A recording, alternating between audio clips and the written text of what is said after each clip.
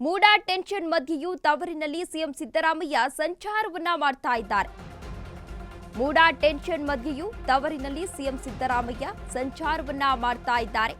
ಮೈಸೂರು ಸೇರಿ 3 ಜಿಲ್ಲೆಗಳಿಗೆ ಸಿಎಂ ಸಿದ್ದರಾಮಯ್ಯನವರು ಇವತ್ತು ಭೇಟಿಯನ್ನ ನೀಡಲಿದ್ದಾರೆ. ಇಂದಿನಿಂದ 2 ದಿನಗಳ ಕಾಲ 3 ಜಿಲ್ಲೆಗಳ ಪ್ರವಾಸವನ್ನ ಕೈಗೊಂಡಿದ್ದಾರೆ ಸಿಎಂ ಸಿದ್ದರಾಮಯ್ಯನವರು. ಮೈಸೂರು, ಚಾಮರಾಜನಗರ, ಕೊಡಗಿನಲ್ಲಿ ಸರಣಿ ಕಾರ್ಯಕ್ರಮವನ್ನ ಮಾಡಲಿದ್ದಾರೆ. ಇಂದು ಬೆಳಿಗ್ಗೆ 10:50ಕ್ಕೆ ಸುತ್ತೂರಿಗೆ ಆಗಮಿಸಲಿದ್ದಾರೆ ಸಿಎಂ ಸಿದ್ದರಾಮಯ್ಯನವರು ಎನ್ನುವ ಮಾಹಿತಿ ಸಿಗ್ತಾ ಇದೆ.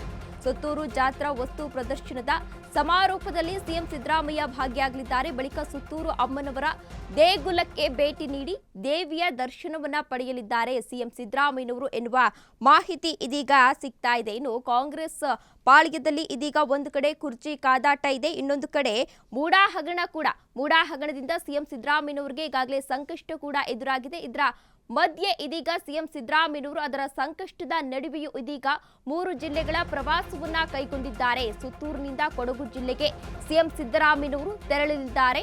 ವಿವಿಧ ಅಭಿವೃದ್ಧಿ ಕಾಮಗಾರಿಗಳಿಗೆ ಚಾಲನೆ ನೀಡಲಿದ್ದಾರೆ ಸಿಎಂ ಸಿದ್ದರಾಮಯ್ಯನವರು ಎನ್ನುವ ಮಾಹಿತಿ ಸಿಗ್ತಾ ಇದೆ. ತಲಕಾವೇರಿಗೂ ಕೂಡ ಭೇಟಿಯನ್ನ ನೀಡಲಿದ್ದಾರೆ ಸಿಎಂ ಸಿದ್ದರಾಮಯ್ಯನವರು.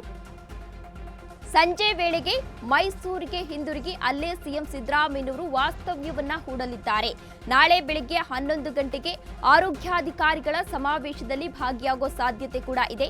ನಾಳೆ ಮಧ್ಯಾಹ್ನ 2:30ಕ್ಕೆ ಡಾಕ್ಟರ್ ಅಂಬೇಡ್ಕರ್ ಪ್ರಶಸ್ತಿ ಪ್ರದಾನವನ್ನ ಮಾಡಲಿದ್ದಾರೆ. ಕಾರ್ಯಕ್ರಮದ ಬಳಿಕ ನಾಳೆ ರಾತ್ರಿ ಬೆಂಗಳೂರಿಗೆ ಸಿಎಂ ಸಿದ್ದರಾಮಯ್ಯನವರು ವಾಪಸ್ ಆಗ್ತಾ ಇದ್ದಾರೆ ಎನ್ನುವ ಮಾಹಿತಿ ಸಿಗ್ತಾ ಇದೆ.